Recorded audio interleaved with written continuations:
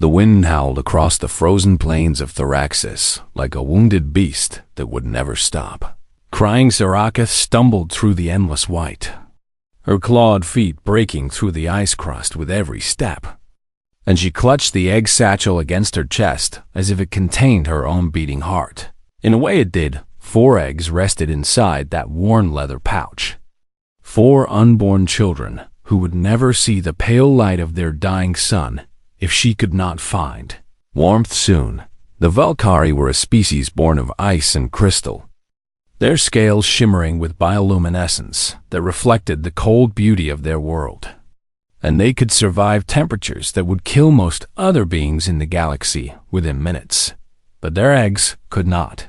The embryos growing inside those translucent shells needed heat to quicken, warmth to spark the chemical reactions that would transform them from dormant potential into living, breathing children.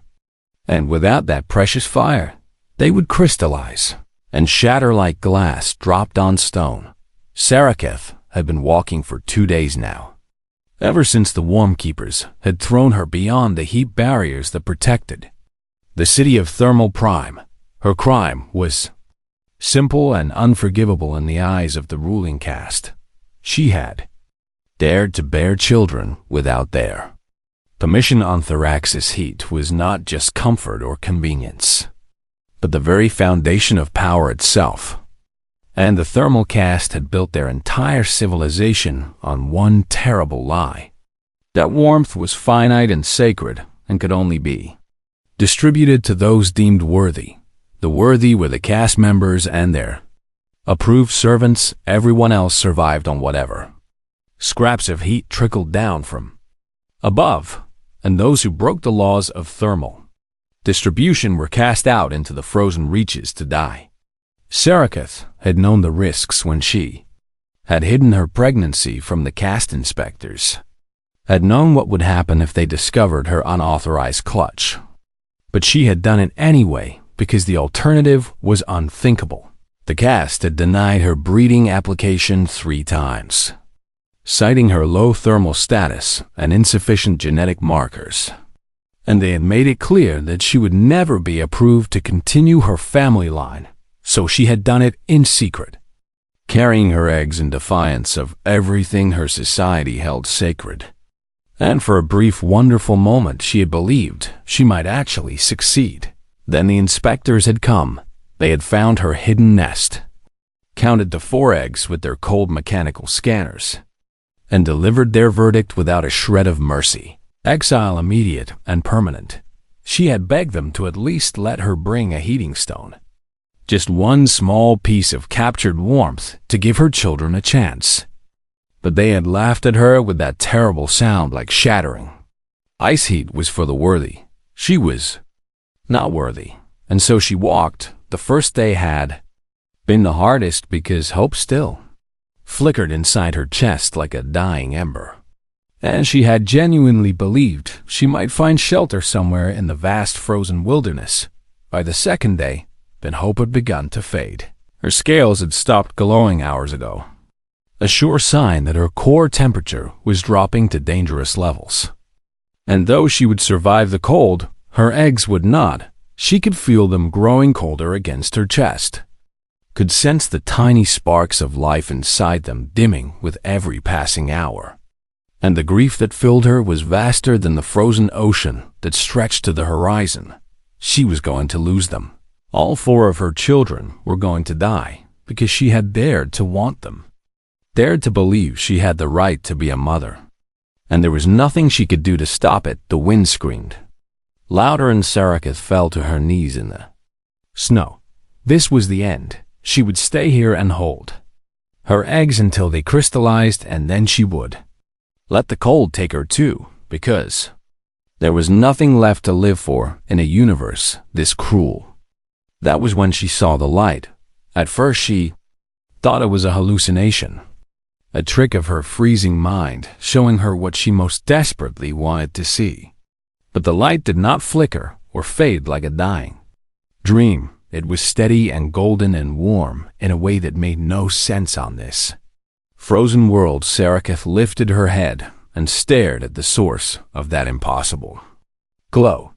A structure set on the ice perhaps 100 meters away. A dome of metal and glass that reflected the pale starlight.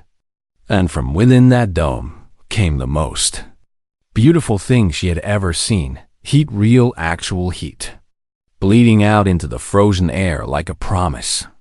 She did not recognize the design of the structure, but she recognized the symbol painted on its side. A marking she had seen only in forbidden xenoarchaeological texts that the cast had tried to suppress. It was a human symbol. The humans were legends to most WoHFY, a species from a distant spiral arm of the galaxy, who were said to be so warm-blooded that they carried fire inside their very bodies. The thermal caste had declared them heretics and forbidden all contact, claiming that their wasteful approach to heat would corrupt WoHFY society and undermine the sacred order. Sarah Keth had never believed the caste propaganda, but she had also never expected to actually encounter a human. Now one might be her only hope. She forced herself back to her feet and staggered toward the glowing dome, each step an act of desperate will. And when she finally reached the outer airlock, she pressed her frozen palm against the metal surface. Something beeped inside, lights flickered. A door slid open with a hiss of warm air that felt like heaven against her frozen scales, and there in the doorway stood a creature unlike anything she had ever seen. It was tall and soft-looking, with no scales at all. Just smooth skin the color of tree bark and dark eyes that widened with shock at the sight of her. The human said something in a language she did not understand, then fumbled with a device on its wrist and spoke again. "What are you doing out here alone in this cold?" The words came through some kind of translator, and Sarah Keth understood them, but she did not have time for explanations or introductions. Her eggs were dying. She thrust the satchel toward the human with trembling claws and spoke the only word of Galactic common she knew with absolute certainty: fire. The human stared at her. "Please," Sarah Keth added, the word tearing itself from her throat like a prayer. "Fire for young ones or they die." For one terrible moment, nothing happened. Then the human stepped aside and gestured for her to enter. "Come in," it said. "Quickly now, before you freeze." Sarah Keth stumbled through the doorway and into warmth beyond anything she had ever imagined.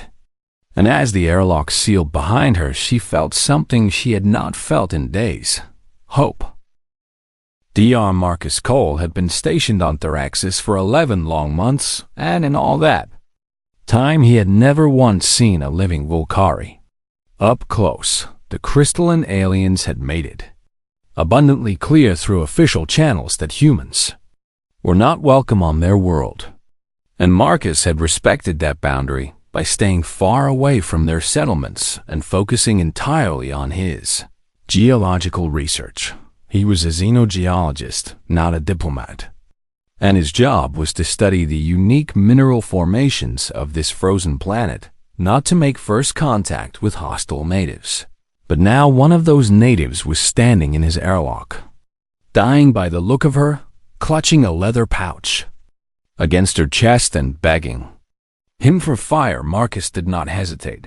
He had nearly frozen to death himself once during a research expedition on Europa, when his thermal suit had malfunctioned and left him stranded in minus 170-degree temperatures for 6 hours. He knew what cold desperation looked like. He knew what it felt like to believe you were going to die and to want nothing more than a single spark of warmth. "Come in," he said again, gesturing more urgently this time. "Get away from that door and come toward the heating unit." The alien female stumbled forward, and Marcus caught her arm to steady her, surprised by how cold her scales felt even through his insulated gloves.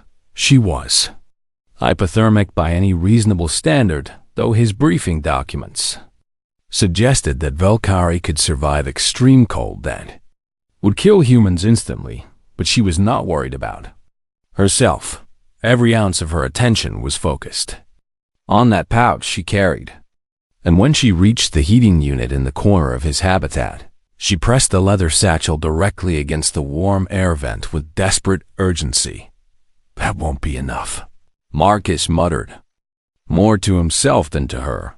He crossed to his supply locker and rummaged through the emergency gear until he found what he was looking for: a portable thermal blanket. Designed to retain body heat in survival situations, the blanket had a built-in heating element powered by a small battery pack, and it could maintain a steady temperature for up to 72 hours. Marcus wrapped the blanket around the alien's pouch and activated the heating element, watching as the temperature indicator climbed toward a comfortable 30 degrees Celsius. The alien made a sound he could not interpret, something between a gasp and a sob, and her multifaceted eyes fixed on him with an intensity that made his skin prickle. "Why?" she asked, the word coming through his translator with surprising clarity. Marcus shrugged. "Because you asked." It was the truth, though, perhaps. Not the whole truth. The whole truth was that Marcus Cole had been raised by parents who believed that kindness was never wasted, and that helping strangers was not a transaction, but a fundamental human responsibility. His mother had been a doctor who volunteered in refugee camps. His father had been a firefighter who died saving a family he had never met. Marcus had inherited their conviction that when someone needed help, you gave it, without calculating what you might get in return. The alien continued to stare at him as if he were some kind of impossible creature, and Marcus supposed that to her he probably was. Over the next several hours he learned her name was Saraketh, and she was an exile, cast out from her city for the crime of bearing children without government approval. The eggs in her pouch were unborn young, and they needed warmth to survive. Without heat, they would crystallize within days and shatter like glass. Marcus listened to her story with growing horror and anger as his translator worked to keep up with her increasingly fluent speech.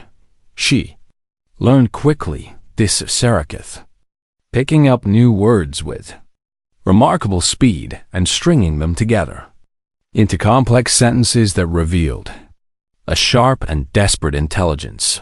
She told him about the thermal caste and their monopoly on heat. She told him about the rigid social hierarchy that determined who was worthy of warmth and who was left to freeze. She told him about the warm keepers who enforced the thermal laws with weapons that could drain the heat from a living body in seconds. And she told him what would happen when the caste learned that a human had given fire to an exile. "They will come for you," Saraketh said, her scales beginning to glow faintly as her core temperature rose in the warmth of his habitat. "The warm keepers will say you have stolen sacred heat and corrupted me with thermal heresy." "Thermal heresy," Marcus repeated, unable to keep the disbelief from his voice. "Giving warmth to someone who needs it is heresy. Heat is not given on Theraxis," Saraketh explained. "Heat is earned and hoarded and controlled because it is power, and those who have it do not share with those who do not." Marcus looked at the thermal blanket wrapped around her egg satchel. Inside he could see faint movement now, tiny forms stirring as the warmth penetrated the translucent shells and sparked the chemical reactions that would bring them to life.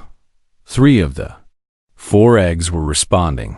The 4th remained still and dark, and Saraketh had already wept crystalline tears over that one, mourning the child who would never hatch. 1 lost, 3 saved. "Let me understand this," Marcus said slowly. "Your entire civilization is built on the idea that warmth is scarce and must be rationed by the powerful to maintain social control." "Yes, and anyone who challenges that system or tries to share heat outside the approved channels is punished with exile or death." "Yes, and now your government is going to send soldiers to my habitat because I wrapped a blanket around some eggs." Saraketh tilted her head. "You do not seem afraid," Marcus laughed. Surprising himself with the sound, "I am not afraid," he said. "I am angry because what you are describing is not resource management or social order, but cruelty dressed up in religious language to justify the powerful hoarding what everyone needs." He stood and walked to the window, looking out at the frozen wasteland beyond. "Where I come from, we figured out a long time ago that warmth is not scarce," he said. "We learned to make fire from wood and coal and oil, and then we learned to capture the heat of the sun and the power of the atom, and now we carry warmth with us wherever we go because no one should have to freeze." He turned back to face her. "Your thermal caste has been lying to you," he said. "Heat is not finite or sacred or reserved for the worthy because heat can be made by anyone with the knowledge and the will to make it." Saraka stared at him with those beautiful alien eyes, and Marcus could see something shifting in her expression. Something that looked like the first fragile spark of revolutionary hope. "Will you teach me?" she asked. "Will you show me how to make fire?" Marcus smiled. "I will teach anyone who wants to learn," he said. "That is what fire is for after all, and that is what humans do." Outside the habitat, the wind continued to howl, but inside the warmth held steady, and the eggs continued to quicken, and somewhere in the distance Marcus thought he could hear the sound of an old world beginning to crack. The worm keepers arrived on the third day, just as Saraketh had predicted they would. Marcus watched them approach through his habitat window. 7 towering figures clad in ceremonial armor that glowed with captured heat. And he felt his heart rate increase, even as his mind remained surprisingly calm. These were the enforcers of the thermal caste, the soldiers who maintained order through the threat of cold death. And they were coming to punish him for the crime of basic decency. The leader of the group was a massive Velkari named Torvith, and his voice boomed across all frequencies as he broadcast his demands. "Human, you harbor in exile, and you waste sacred fire on the unworthy, and these crimes cannot go unanswered." Marcus did not respond immediately. He turned to look at Saraketh, who stood behind him with her egg satchel clutched against her chest. And he saw the fear in her multifaceted eyes, mixed with something that might have been defiance. The eggs had continued to quicken over the past 3 days, and now 3 of the 4 showed unmistakable signs of life with tiny heartbeats visible through the translucent shells. The 4th egg remained dark and still, a small tragedy that Saraketh carried in her heart alongside the joy of the survivors. "What do you want to do?" Marcus asked her quietly. "I will not surrender," she said, her scales flickering with renewed bioluminescence. "I would rather freeze than give my children to the caste." Marcus nodded and opened a communication channel to the worm keepers. "I have a counteroffer," he said, keeping his voice steady. "Come inside and warm yourselves by my fire, because there is enough for all of you." The silence that followed stretched for several long seconds. Then Torvith responded with what sounded like genuine confusion. "You mock us human because heat is not given, and heat is earned, and heat is power." "Where I come from," Marcus replied, "heat is what you give to the people who need it most." He closed the channel and turned away from the window. "They will attack now," Saraketh said. "Their thermal lances can drain the heat from a living body in seconds, and you have no weapons to fight them." "I have weapons," Marcus said, crossing to his supply locker. "Just not the kind they are expecting." He pulled out a box of chemical heating packs, the same kind he had used to warm Saraketh's eggs, and he began modifying them with quick practice movements. These devices worked through exothermic reactions, simple chemistry that converted stored energy into heat, and Marcus had been tinkering with them for months out of sheer boredom during the long, lonely nights of his assignment. He had discovered that by overloading the activation mechanism, he could cause them to release all their heat at once in a single overwhelming burst. Not Enough to hurt anyone, but enough to change everything. The worm keepers breached his airlock. Less than 10 minutes later, their thermal lances humming with deadly cold, and Torvith led the charge with the confidence of someone who had never lost a fight. Marcus threw the first modified heating pack at the lead worm keeper's feet.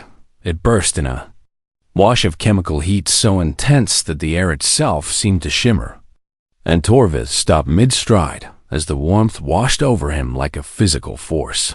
The worm keeper screamed, but it was not a scream of pain. It was something else entirely. Something that sounded almost like ecstasy mixed with terror. And Marcus realized with sudden clarity that these soldiers had never experienced uncontrolled heat before. They had lived their entire lives in a society where warmth was rationed and measured and controlled, where every degree of temperature was tracked and allocated according to rigid social hierarchies. They had never felt heat that simply existed without permission. They had never known what it was like to be warm without earning it. Marcus threw another heating pack and then another, filling his small habitat with cascading waves of chemical warmth. And the worm keepers stumbled and swayed as their sensors overloaded and their minds struggled to process what was happening. Torvith fell to his knees, his thermal lance clattering to the floor, forgotten. And when he looked up at Marcus, there were crystalline tears streaming down his scaled face. "What is this?" he gasped. "How do you carry so much fire inside this small dwelling?" Marcus picked up one of the heating packs and held it out for the worm keeper to see. "This is just chemistry," he said. "Simple reactions that release stored energy as heat, and we make millions of these every year because warmth is not something we hoard, but something we share." He tossed the pack to Torvith, who caught it with trembling claws. "You can make them too," Marcus continued. "Anyone can make them once they know how, because the knowledge is not secret or sacred, but simply knowledge." The other worm keepers had stopped their attack and were now standing in uncertain clusters, their weapons lowered, their attention fixed on the small chemical pack in their leader's hands. Sareketh stepped forward, still holding her egg satchel, and her voice rang out clear and strong. "The thermal caste has lied to us for generations," she said. "They told us that heat was finite and that the universe was cold and only the worthy could survive. But the human proves them wrong with this simple device." She gestured at Marcus with something like reverence. "Fire can be made," she continued. "Fire can be shared, and fire can be given to anyone who needs it, and the caste has kept this truth from us to maintain their power."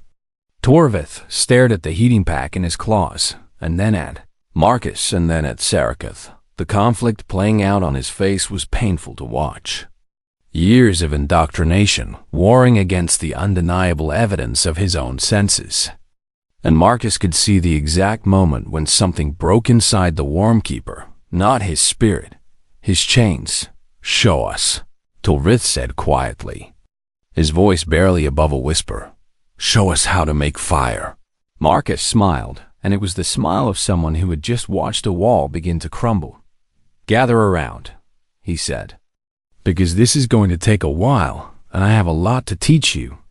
The worm keepers sat in his habitat that night, their weapons discarded, their armor dimmed, and they listened as Marcus Cole explained the basic principles of thermodynamics and chemical reactions and energy conversion. They asked questions like children, discovering the world for the first time. They passed the heating packs around like sacred relics, and when the sun rose over the frozen plains of Theraxis the next morning, 7 worm keepers walked back toward their city, carrying knowledge that would burn their old world to the ground, not with destruction, but with truth. The news spread across Theraxis like wildfire, though most Valkyrie had never seen an actual fire and did not truly understand what that phrase meant. Within days of Torvith's return to Thermal Prime, the whispers had begun, passed from scale to Scale in the dark corners of the lower caste districts, where warmth was always scarce and hope was even scarcer. The humans knew secrets of fire. The humans could make heat from nothing. The humans gave warmth freely without demanding payment or proof of worth. At first, the thermal caste tried to suppress the rumors by declaring them heretical lies spread by exiles and traitors. But the truth has a way of burning through even the thickest walls of propaganda and denial. Torvith and his worm keepers had not returned to their posts. Instead, they had sent a message to every frequency they could reach. A simple broadcast that contained nothing but a chemical formula and a set of instructions for building a basic heating device. Anyone with access to common materials could make fire now the monopoly was broken. Marcus watched the revolution unfold from his small habitat on the frozen plains, and he felt something he had not expected to feel: fear. Not for himself, but for these people who were about to tear their entire civilization apart because of knowledge he had given them. Revolution was never clean or simple, and the powerful rarely surrendered their power without a fight. He shared his concerns with Saraketh one evening as they watched her 3 surviving eggs pulse with the steady rhythm of approaching life. Change is coming too fast, he said, and the caste will fight back with everything they have. Saraketh looked at him with those luminous eyes that had come to know him so well over the past weeks. You regret teaching us, she said, and it was not quite a question. No, Marcus replied immediately. I regret nothing, because knowledge should never be hoarded and warmth should never be rationed. But I worry about what comes next. What comes next is freedom, Saraketh said, and freedom is always worth the price. The first refugees arrived 3 days later. They came stumbling out of the frozen wastes just as Saraketh had done. But these were not exiles cast out by the caste. These were workers and servants and low-caste laborers who had fled to cities when they heard the broadcasts. They came seeking the human who made fire. They came seeking hope. Marcus welcomed them. All his small habitat was not designed to house dozens of visitors, but he made it work somehow, expanding his heating systems and rationing his supplies and teaching everyone who came how to build their own devices. The chemical heating packs were just the beginning. He taught them about solar thermal collection, how to capture the pale light of their dying sun and concentrate it into usable warmth. He taught them about geothermal energy, how to tap the residual heat still lingering in the core of their frozen world.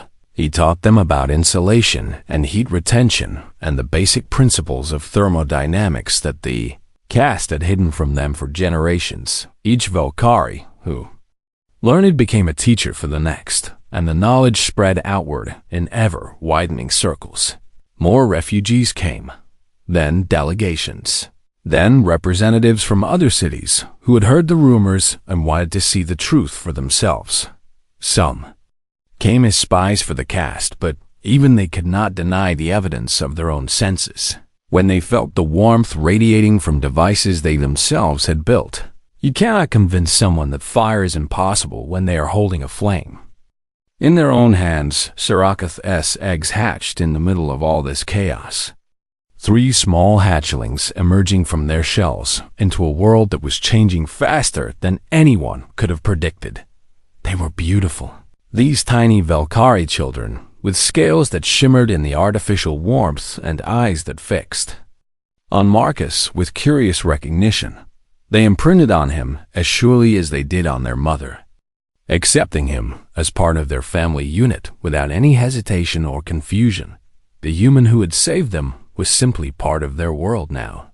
Marcus held one of the hatchlings in his arms as Saraketh nursed the others, and he felt something shift inside his chest. He had come to this frozen planet to study rocks and minerals and geological formations. He had found a family instead. You have given us more than fire, Saraketh said, watching him cradle her child. You have given us a future. The thermal caste struck back 3 weeks later with the full force of their remaining power. They sent armies to surround the growing encampment that had formed around Marcus's habitat. Thousands of worm keepers equipped with the most powerful thermal weapons on the planet. They demanded the surrender of the human and all who had learned his heretical knowledge. They threatened to drain the heat from every living body in the camp.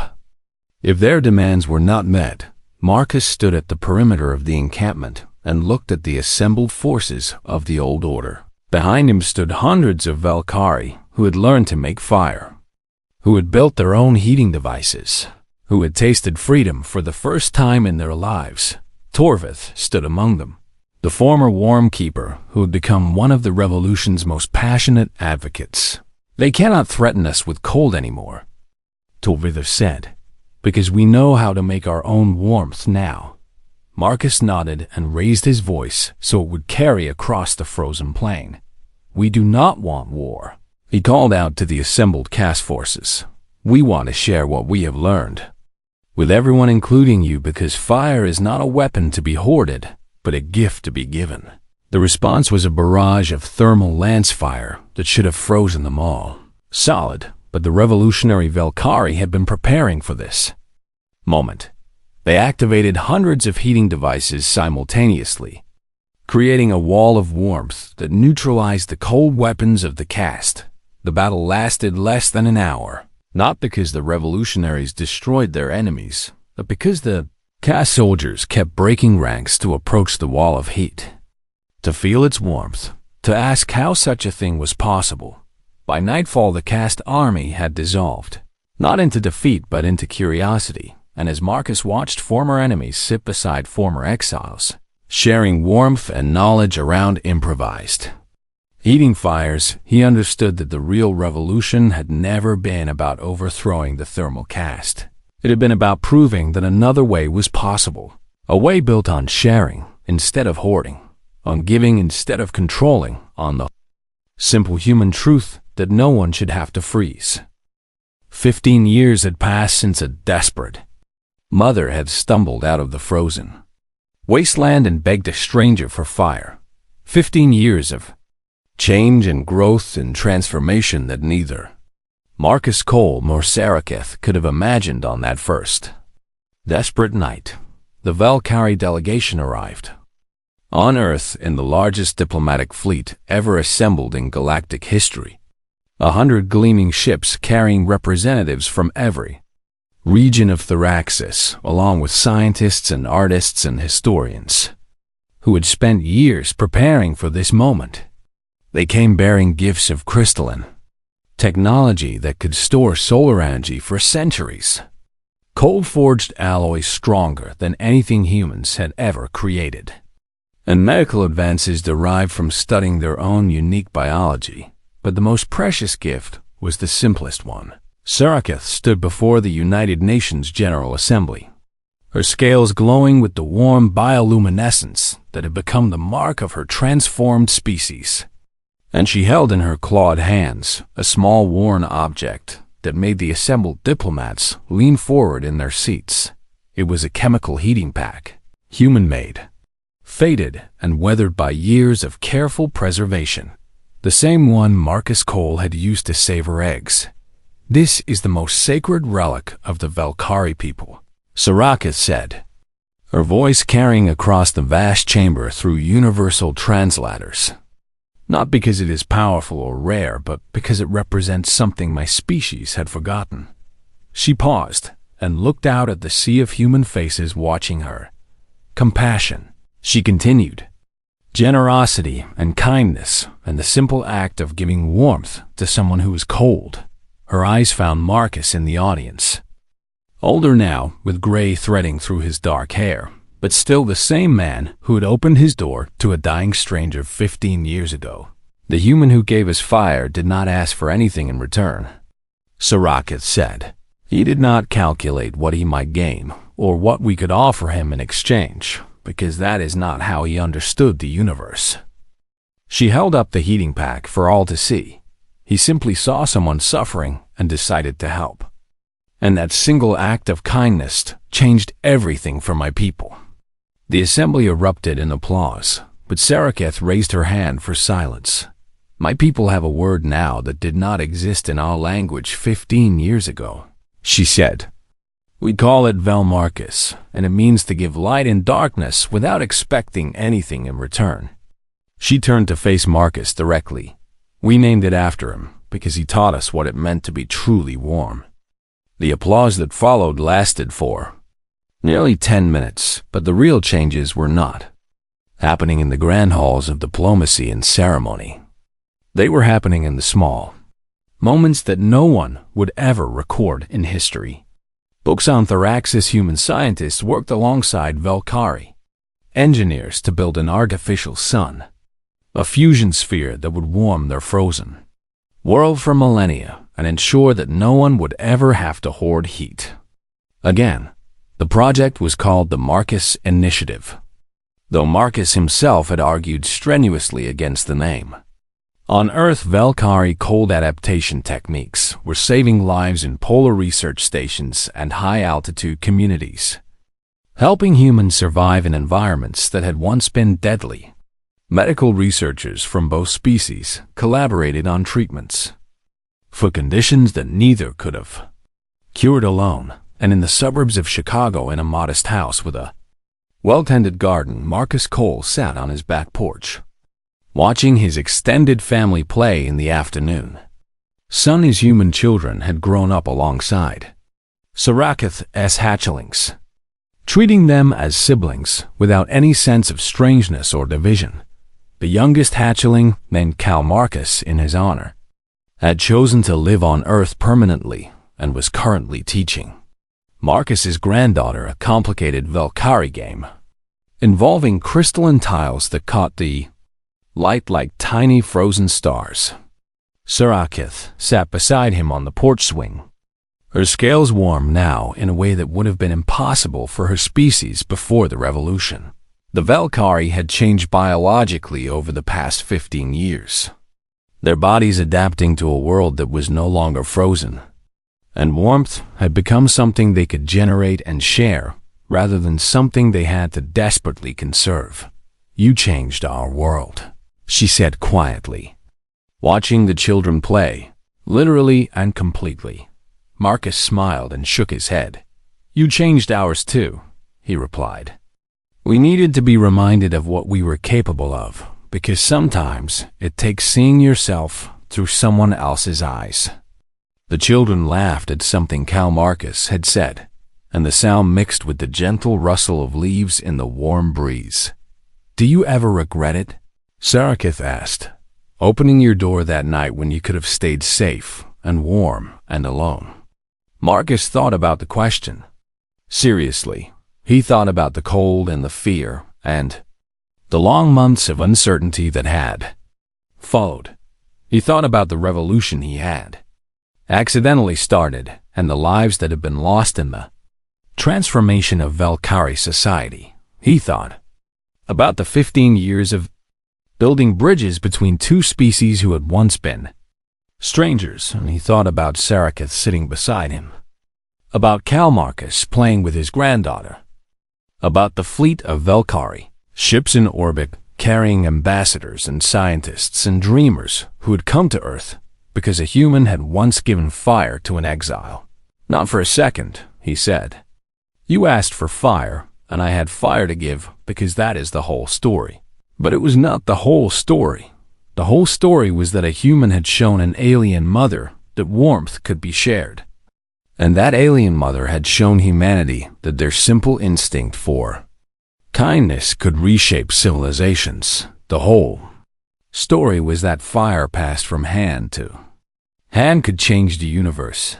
The whole story was two worlds burning bright together in the vast cold darkness of space, warming each other with the simple revolutionary truth that no one should ever have to freeze.